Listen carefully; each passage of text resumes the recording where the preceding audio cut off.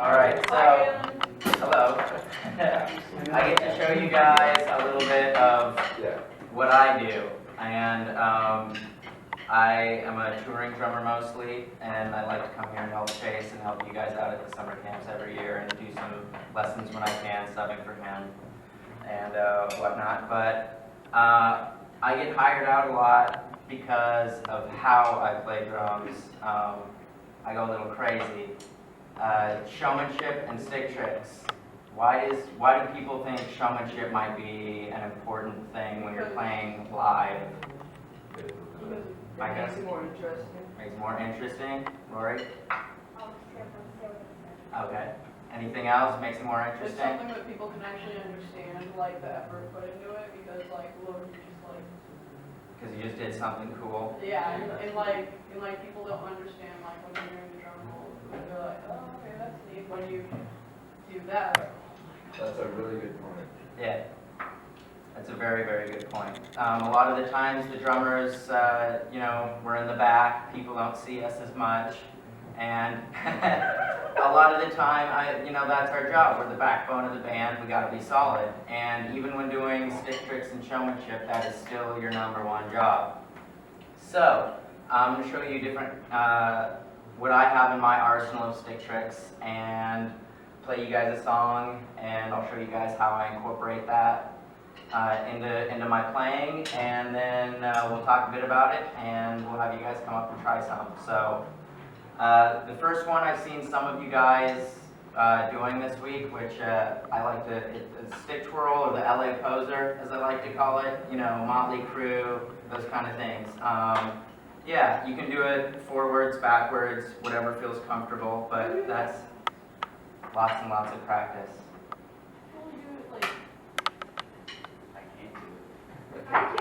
All you do is move your fingers. Sitting at home while watching TV, I have a pair of sticks in my hand 9 times out of 10, and I'm doing this. So, just while you're watching your favorite TV shows, you can do it at home. That's #1. I like using the LA poser a lot. #2, I have named the gunslinger. Mainly because it's a forwards and backwards technique, kind of like when people draw their guns and then flip them back into their holsters in the Old West movies. Yeah, forwards and backwards. So that's another really fun one. It can get a little tricky because you're actually letting the stick out of your hand for a second, and it's free falling, and you have to catch it. Okay, both forwards and backwards. And that one can get a little messy when you're playing live. That's probably when I drop my sticks the most, and it does happen and will happen.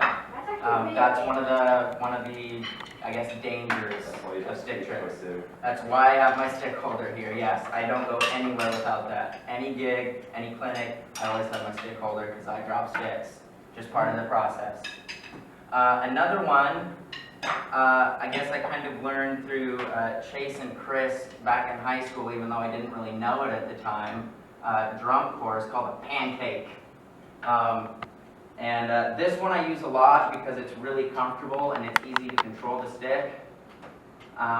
What aptly named the pancake because you're trying to keep it as flat as possible, right? And it's not leaving your hand. It's not even leaving these 2 fingers, guys. It's just an illusion. All you're doing, throw the stick backwards, okay? Both hands. With your pointer finger and thumb, yes. So, backwards. Okay, that one looks really cool when you hit your cymbals. So, those are my 3 favorite ones. Like a big part of showmanship, is going crazy, big arm movement, a lot of the Tommy Lee stuff again, having fun, big arm movements when you're doing snare hits. And during slower songs, because this one can be very, very difficult, you have a stick throw. That one you have to make sure you're throwing it up on one and catching it on one. So practice that one with my drum. Okay, hands. Now, see, almost. It gets a little different. So, with that being said, I'm going to show you guys how I incorporate that into playing. And we will go from there.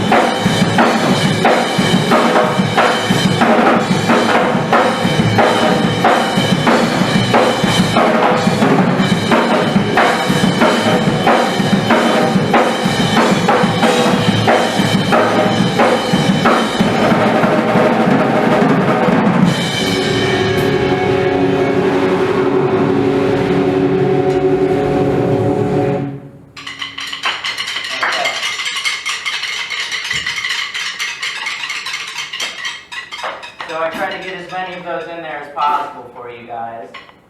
Most of the time I wouldn't try and, I'm tired now, put all of those into one song because it gets really complicated, and as you saw I did fumble the stick once. So the big thing with stick tricks, of course it looks cool, makes drumming exciting, gets the crowd into you. makes you notice a bit more.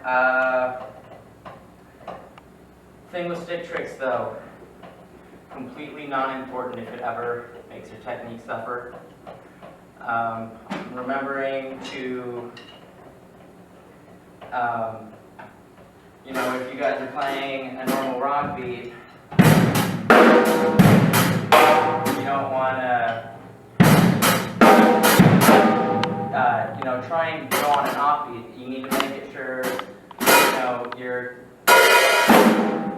keeping everything in time with what you're doing. So,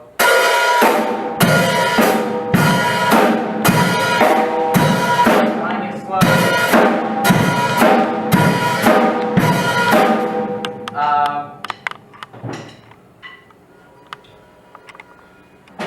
Stick tricks are also something just to spice up the song. If you throw it in too much, you know, it starts making the song look really messy. And it kind of shows, like, you want to show off, but you don't want to make it, again, it's the drummer show. You're there with the band. It's you know, your band's time. Make it more interesting so your band can sell some CDs, which will then in turn put some money in your pocket. So,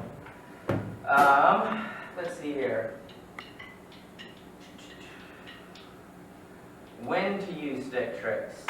How I start with it is I will learn a song down to the T without any stick tricks, showmanship, anything. I'll just sit there and jam to it, make sure everything's down. I'll get that muscle memory in there, so I don't have to think about it as much.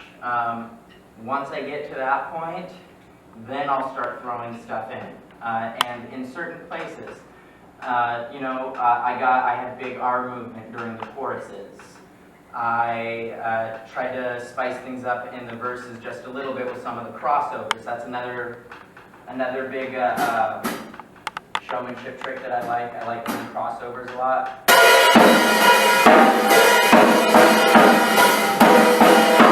It's kind of fun, looks cool.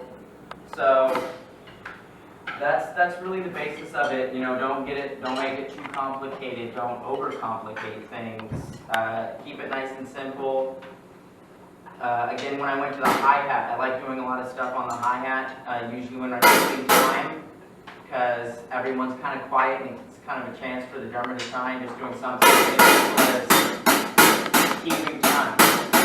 The band can hear it and it looks cool. So, who is interested in trying to come up here and try some of it? All right, Nash, come on up. I'm not sure if I'll be that successful. Which one would you like to try? That way we can work on it.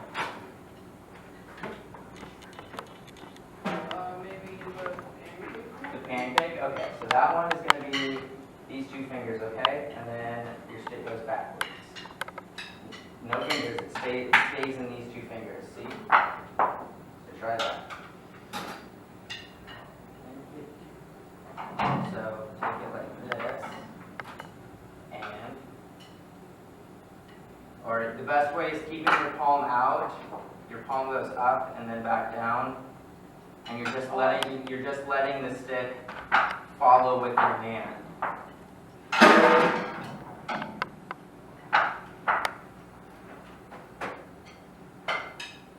So open up your palm.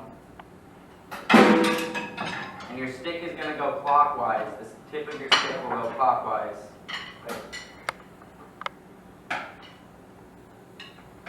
Okay. There you go. Now you're getting it. Keep it going that way.